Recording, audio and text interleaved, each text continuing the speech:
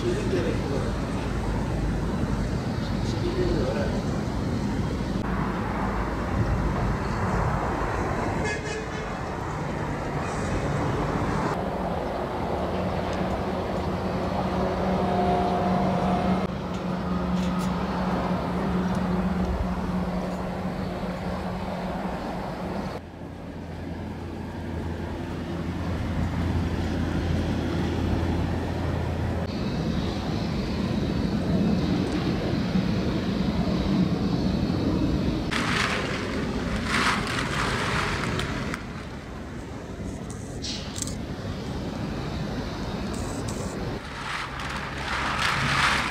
da acı biberdir öbür tarafında.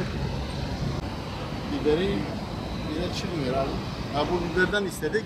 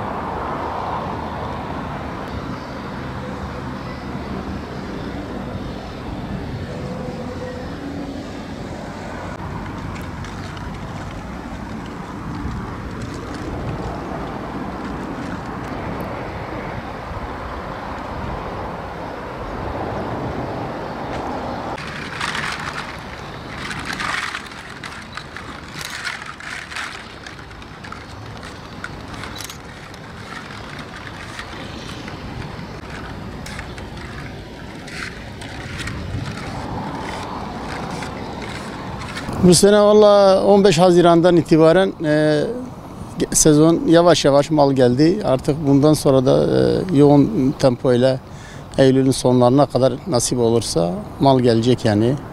Arkadaşlar mal ektirmişim yani gene bir sene de bir 30 dönüm Segirka'da ektirmişim. Patlıcanlar evleri veriyoruz. Biberleri burada tezgahta yapıyorlar.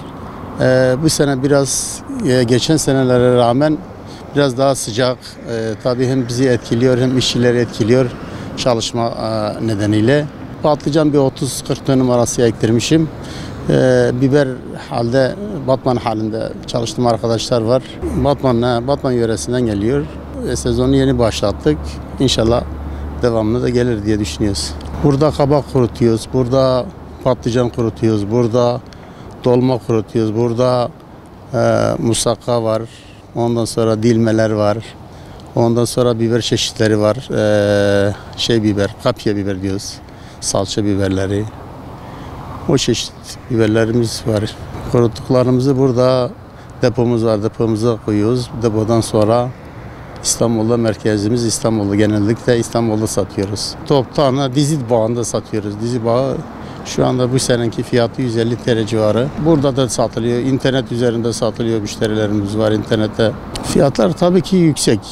Hem bu mazottan dolayı hem şimdi bu malı getirip götürmesi yani diyelim ki 5 lira ise sana bu sefer ne oluyor? 7 lira 8 liraya mal oluyor. Yani onun için sıkıntılı.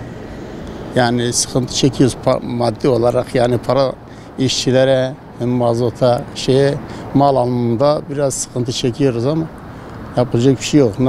Sezonu tamamlamak zorundayız yani. Mesela batıdan geldim ben buraya. Devlet yani çok destek çıkıyordu oradaki. Mesela Aydın Nazi'den geldim ben.